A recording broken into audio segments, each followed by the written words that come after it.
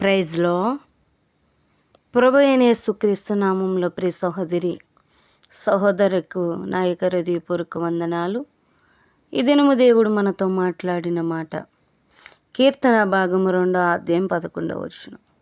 భయభక్తులు కలిగి యెహోవాను సేవించుడి, గడగడ వణుకుచు సంతోషించుడి.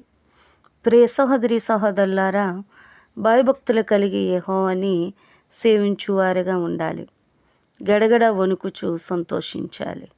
భయం ఉండి భక్తి లేకపోయినా, భక్తి ఉండి భయం లేకపోయినా నిష్ప్రయోజనము. మనం దేవుని సన్నిధికి ఏదో వెళ్తున్నాము, పాటలు పాడుతున్నాం, వాక్యం చదువుతున్నాం అన్న ఆలోచన మనలో ఉండకూడదు. దేవుని గూర్చిన భయమును మనము కలిగి ఉండాలి.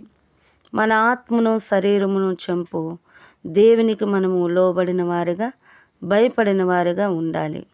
మనం ఎంత భక్తి చేసినా దేవుని గూర్చి భయము మనలో లేకపోతే మనము దేవుని ఆజ్ఞలను, కట్టడలను అనుసరించువారుగా ఉండము.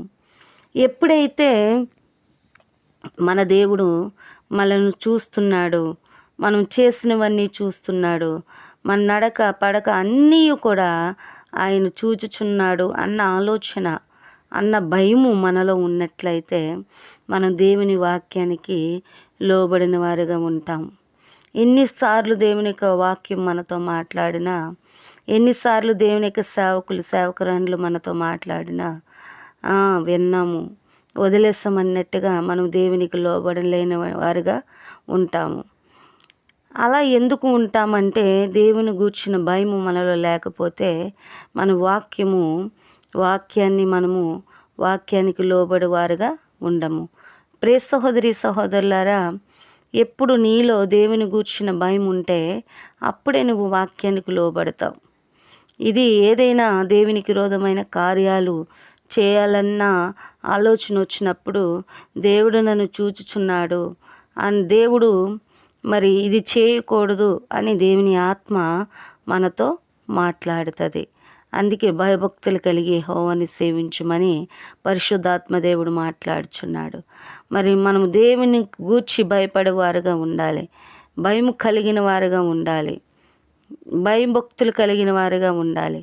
భయభక్తులు కలిగి యెహోవాని సేవించాలి, గడగడ వణుకుచూ సంతోషించాలి. ఎప్పుడైతే దేవుని గూర్చిన భయము మనలో ఉంటామో ఆయన ఉన్నతంగా ఆశీర్వదించువాడై ఉన్నాడు. ఉన్నతంగా ఆశీర్వదించి మనకు అనుదినము సంతోషము ఇచ్చువాడుగా ఉంటాం. మన దేవుని మాటకి ఎప్పుడైతే లోబడమో, దేవుని ఆజ్ఞలను, దేవుని కట్టడలను ఎప్పుడైతే విడిచిపెడతామో మనలో శాంతి లేక, సమాధానము లేక, మరి దేవునికి దూరంగా బ్రతుకుతూ, దేవునికి విరోధమైన కార్యాలు చేస్తూ, పాపపు ఊబిలో పడిపోతూ, మరి లోకానుసారమైన జీవితం జీవిస్తూ, మరి మన శరీరమును, మన ఆత్మను మరి చెరుపుకుని వారుగా చేస్తాం. అందుకే పరిశుద్ధాత్మ దేవుడు మనల్ని గద్దిస్తున్నాడు. భయభక్తులు కలిగి యెహోవాని సేవించండి, గడగడ వణుకుచూ సంతోషించండి అని మరి పరిశుద్ధ లేఖన భాగం తెలియజేయుచున్నది. ప్రియ సహోదరులారా, దేవునికి లోబడిన వారుగా ఉందాం, దేవుని చిత్తానికి లోబడిన వారుగా ఉందాం, దేవునికి ఇష్టానుసారమైన జీవితం జీవించు వారుగా ఉందాం. ఇటు వాక్యం దేవుడు దీవించునుగాక.